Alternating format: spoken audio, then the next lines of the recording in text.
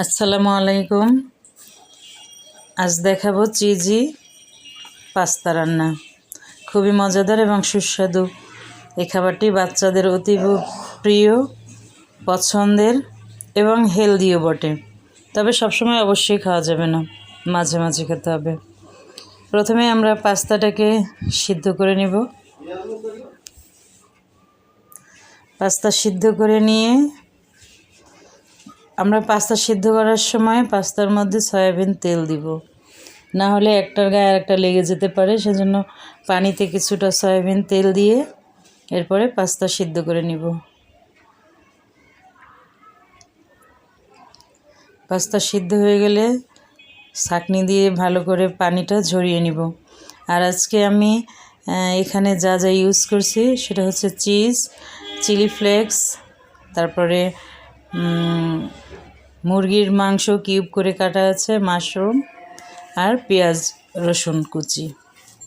এই কয়েকটা ইনগ্রিডিয়েন্টস এবং সাথে আরও কিছু দেওয়া হবে। আপনারা রান্নাটা ধৈর্য সহকারে দেখবেন আশা রাখি। এখন পাত্রে তেল গরম দেওয়া হয়েছে, এখানে পেঁয়াজ কুচি দিয়ে দিব। পেঁয়াজ আর রসুনটা কিছুক্ষণ ভেজে নিব। আমরা রেস্টুরেন্টে এ ধরনের খাবার খাই এবং তারা এত বেশি পরিমাণে টাকা আমাদের কাছ থেকে রাখে। সেই হিসেবে কিন্তু আমরা বাসায় রান্না করলে বেশ স্বাস্থ্যকর এবং অবশ্যই মজাদার হয়। আমাদের পাস্তা আজকে খেতে খুবই সুস্বাদু হয়েছে।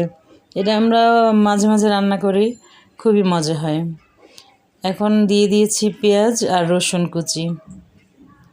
পেঁয়াজ রসুন কুচি হালকা কাঁচা ভাবটা চলে গেলে সব ইনগ্রিডিয়েন্টস একে একে দিব।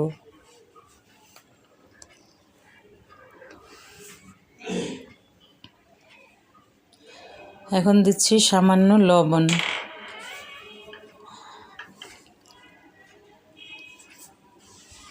এটা দিয়ে এটা হালকা হয়ে গেলে তারপরে দিয়ে দিব মাংস।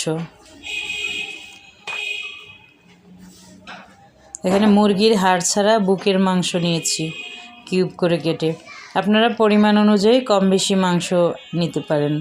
এরপরে দিয়ে দিয়েছি মাশরুম। মাংসটা কিছুক্ষণ ভেজে এরপরে মাশরুম দিলাম। মাশরুম ভেজে নিব। আসলে মুরগির মাংসর চেয়েও আমার কাছে মাশরুম খেতে খুবই ভালো লাগে। মাশরুম আপনারা কখনো মাশরুমের পেঁয়াজু খেয়েছেন? মাশরুমের পেঁয়াজু কিন্তু খুব মজা হয়। আমি একদিন আপনাদেরকে মাশরুমের পেঁয়াজু বানিয়ে দেখাবো। এরপরে দিয়ে দিয়েছি গোলমরিচ গুঁড়া। এরপরে দিলাম সামান্য চিলি ফ্লেক্স। এই চিলি ফ্লেক্সে এতটুকু আর গোলমরিচ এটাতেই এই ঝাল ঝাল ভাবটা নিয়ে আসবে। আর এখন গরম পানির মধ্যে দিয়ে দিয়েছি 2 টেবিল চামচ গুঁড়া দুধ। এই গুঁড়া দুধটা আর হচ্ছে বাটার, এগুলো এখানে ক্রিমি ভাব নিয়ে আসবে।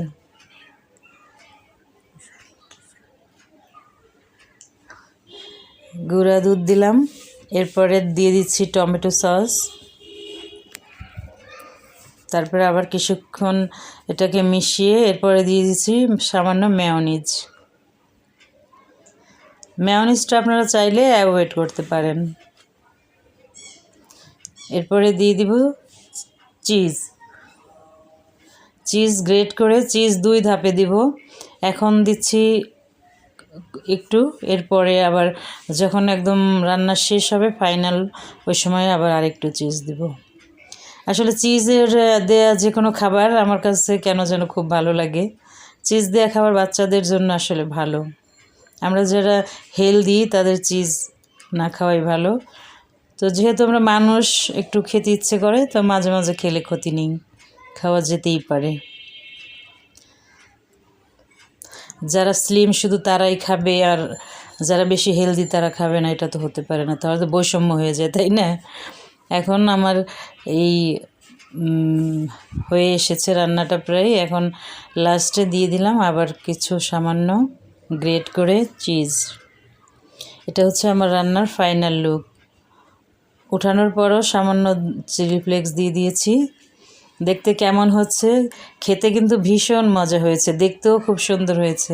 আসলে আমার ক্যামেরাটা একটু সমস্যা, তো এই জন্য সুন্দর আসেনি। ধন্যবাদ সবাইকে, ভালো থাকবে।